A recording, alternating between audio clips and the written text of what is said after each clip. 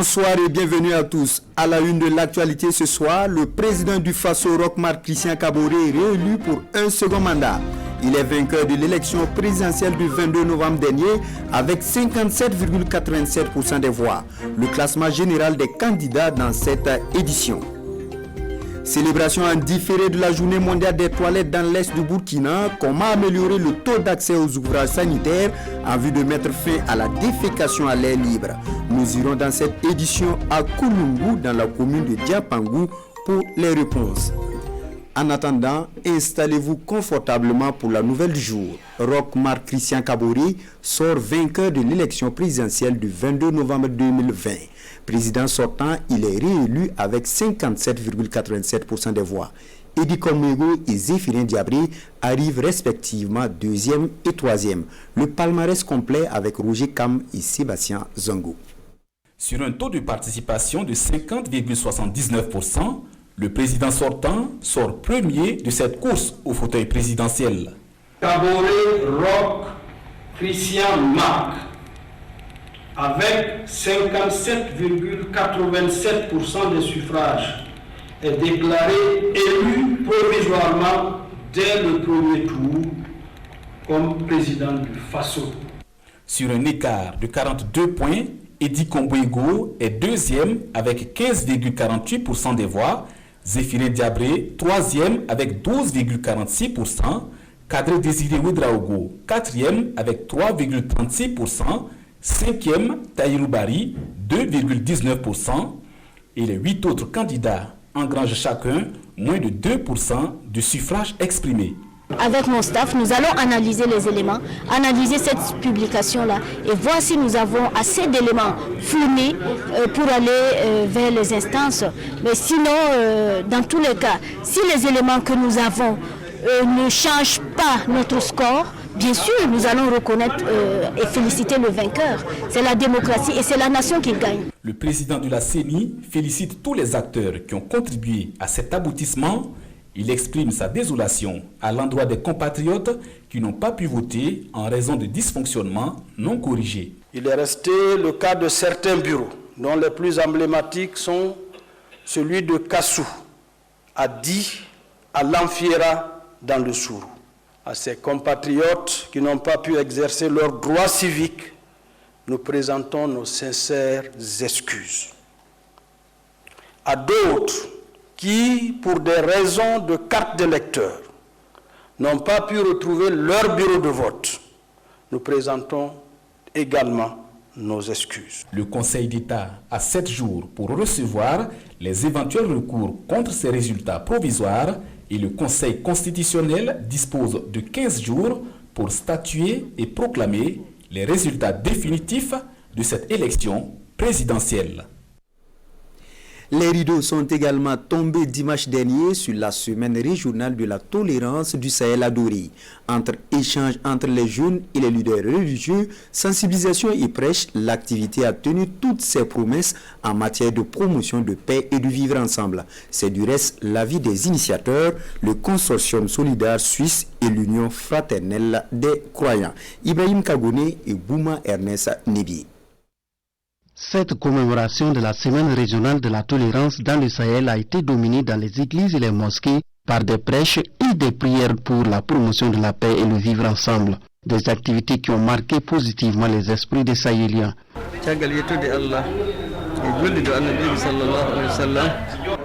Depuis lundi, dans la semaine, comme c'est le mois de tolérance et de pardon, la communauté musulmane a commencé sa première prêche, la prière de 5 heures du lundi. Et après, c'était des prêches et des sensibilisations dans les 3 grandes différentes mosquées de la ville de Dori pour demander aux gens de cultiver la paix, de s'aimer, de créer l'amour et la fraternité entre toutes les communautés religieuses.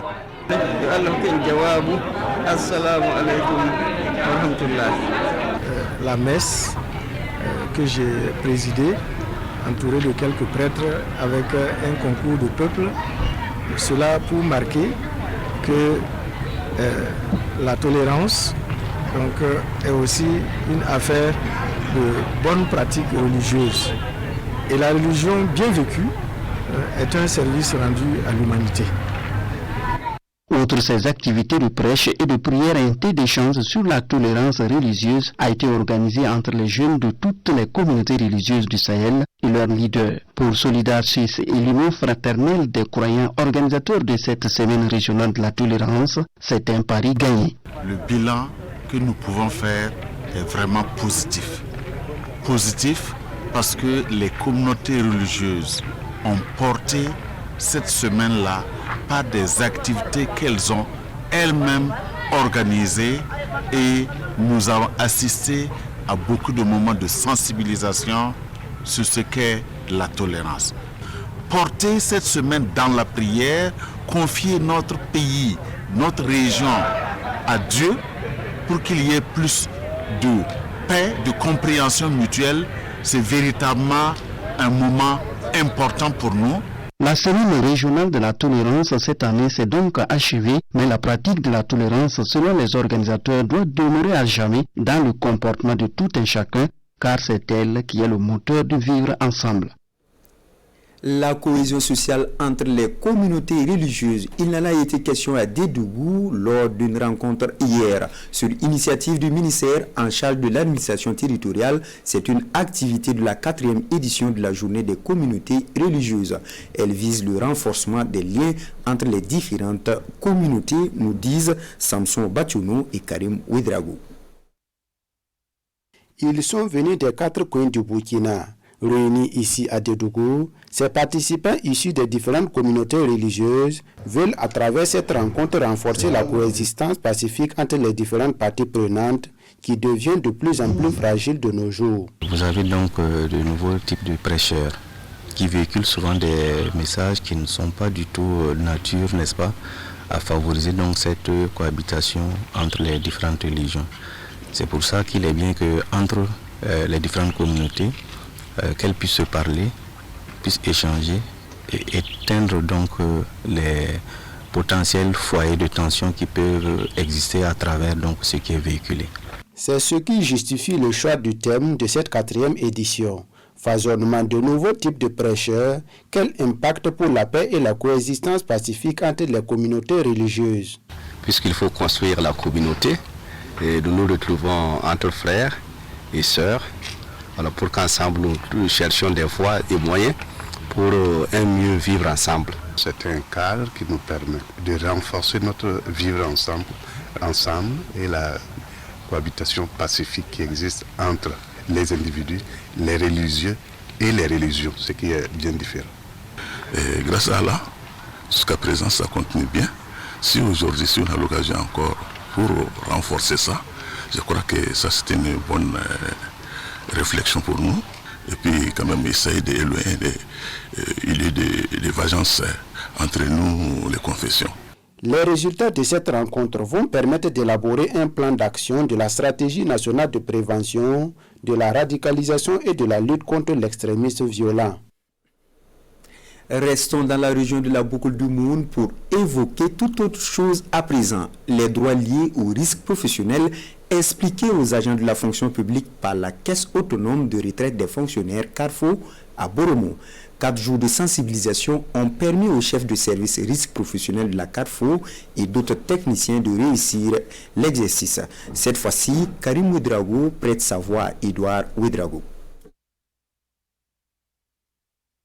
L'éclairage dans les services publics, le dispositif de l'installation des équipements comme les ordinateurs, la propriété des lieux, ce sont entre autres dispositions qui peuvent sauver l'occupant du lieu d'un certain nombre de maladies.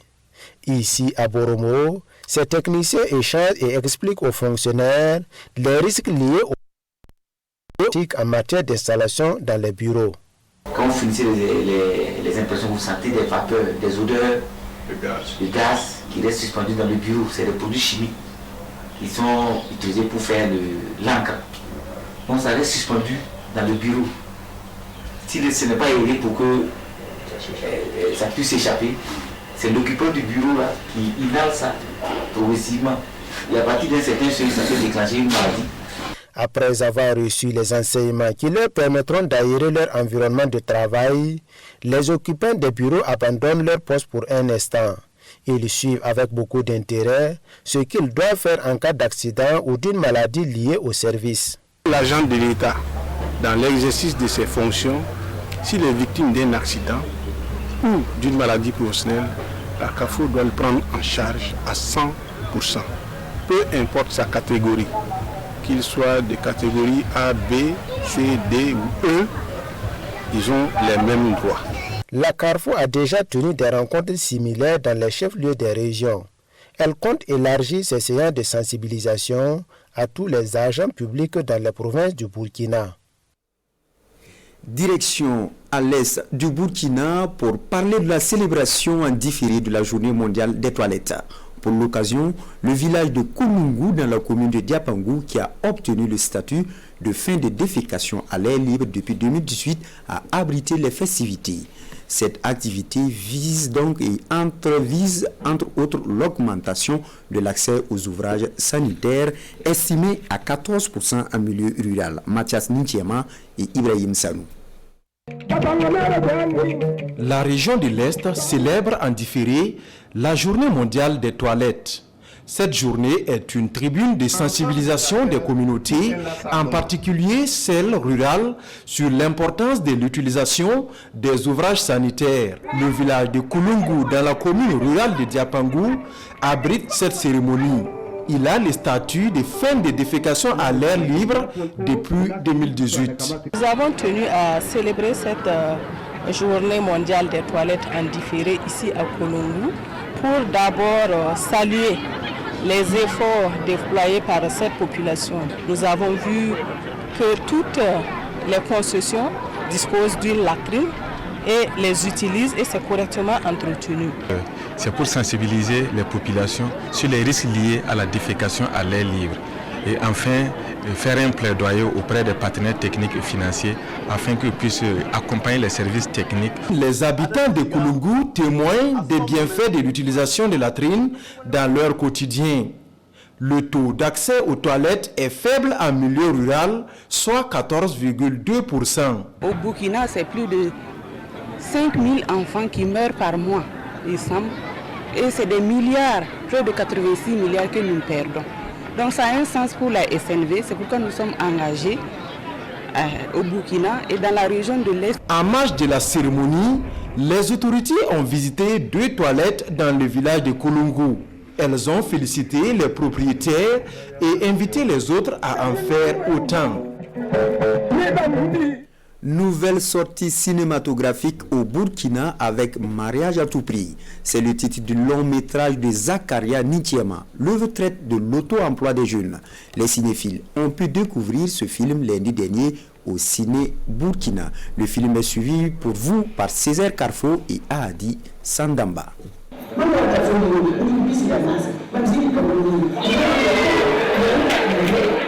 C'est l'histoire de Serge, un jeune homme en fin d'études qui, au lieu de s'auto-employer, passe tout son temps dans les grains de thé.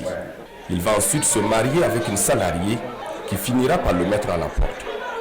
Mais grâce à son ami, il va se réconcilier avec sa femme après avoir accepté de travailler à son propre compte.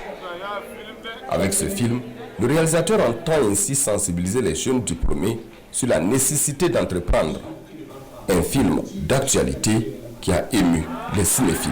Le film met en avant la problématique de l'entrepreneuriat jeune, de l'auto-emploi, et je crois que c'est déjà à saluer.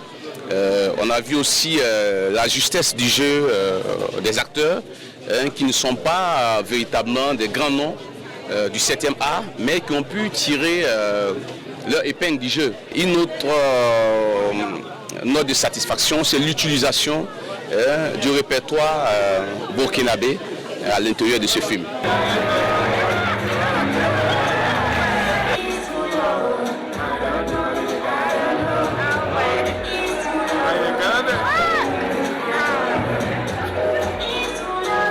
Je retiens qu'il y a beaucoup de réalisateurs burkinabés qui sont pleins de talent parce que j'ai trouvé le film à la fois drôle et porteur d'un message très important à la jeunesse, qui est d'entreprendre et non compter sur l'État pour nous trouver des emplois. Zakaria Nintiema, le réalisateur de ce film, ne compte pas s'arrêter là.